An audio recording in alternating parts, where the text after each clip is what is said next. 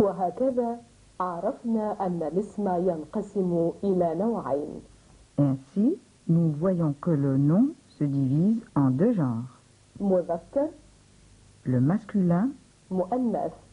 féminin. مذكر Le masculin, مؤنث. le féminin. معلومة أخرى عن الاسم المؤنث. Autre chose, concernant le nom au féminin. ولم لا؟ السماء صافية. والشمس ساطعة. خالتي ليلى، ماذا تفعلين؟ رسالة من نهاد. السماء، الشمس، ليلى، نهاد.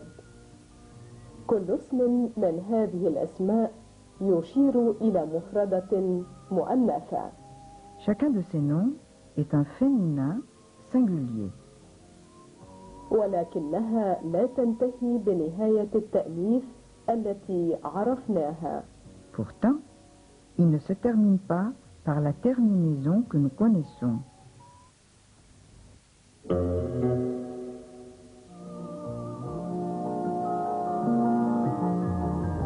أمثلة أخرى. D'autres exemples? رجل عائشة تؤلمها. ويد رقية أيضا تؤلمها. وقدم إليسا ماذا؟ تؤلمني. أذن أحمد فقدت السمع. عين أحمد فقدت البصر.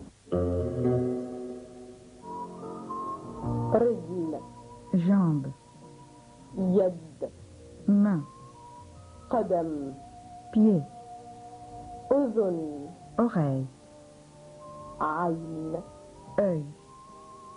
أيضا هذه الأسماء مفردة مؤنثة. Ce sont des noms au singulier féminin. ولكنها لا تنتهي بالتاء المربوطة. Pourtant, ces mots ne se terminent pas par le t lié. معلومة أخرى عن الاسم المؤنث. Une autre remarque concernant le nom au féminin.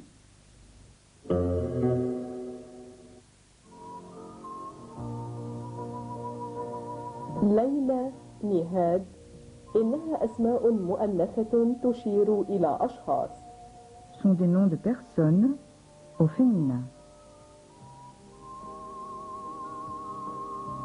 الدجاجة اسم مؤنث يشير إلى طائر يضع البيض. La poule, un nom au féminin, mais c'est un nom d'oiseau qui pond des œufs. البقرة، الجاموسة، أسماء مؤنثة تشير إلى حيوانات تحمل وتلد. La vache, la bufflesse, des noms au féminin.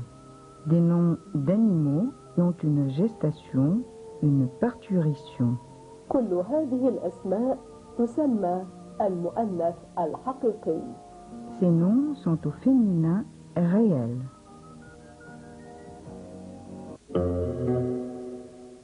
المؤنث الحقيقي. Le féminin réel. معلومة أخرى عن المؤنث. Autre chose concernant le féminin. هات الحقيبة. ولكن هات الحقيبة. سأسافر أنا وإليسا إلى القاهرة ونعطي الحقيبة لهند. الحقيبة، القاهرة، الدار، الشجرة، الشمس. كل هذه الأسماء تشير إلى مؤنث. Tous ces mots désignent le féminin. ولكنه لا يحمل ولا يلد ولا يضع البيض.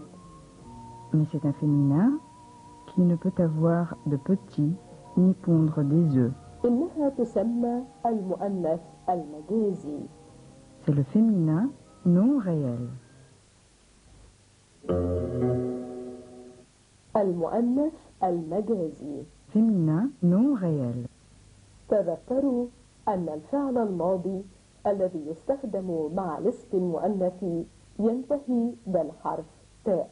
Rappelez-vous que le verbe au passé, avec un sujet au féminin, se termine par la lettre T.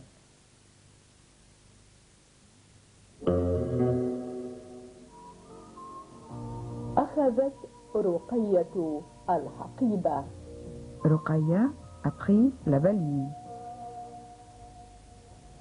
ولكنه لا ينتهي بهذا الحرف إذا كان مع الاسم المذكر. Mais, avec un sujet masculin, le verbe ne prend pas de suffixe en T. أخذ خليل الرسالة. Khalil a pris la lettre.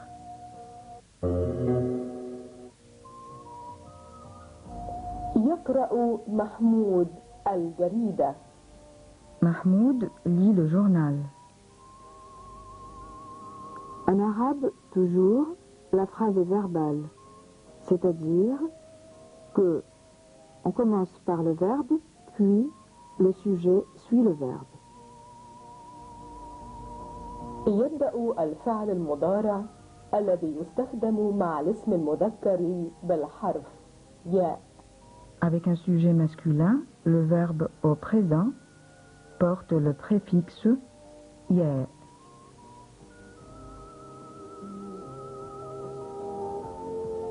تطعم ليلى البقرة. Laïla nourrit la vache. يبدأ الفعل المضارع الذي يستخدم مع الاسم المؤنث بالحرف تاء. Avec un sujet féminin, le verbe au présent porte le préfixe te. بهذا نكون قد راجعنا معا ما سبق دراسته. Et voilà, cette révision est terminée. شكرا لكم. Merci. والسلام عليكم ورحمة الله وبركاته. Que la paix, la miséricorde et la grâce de Dieu vous accompagnent.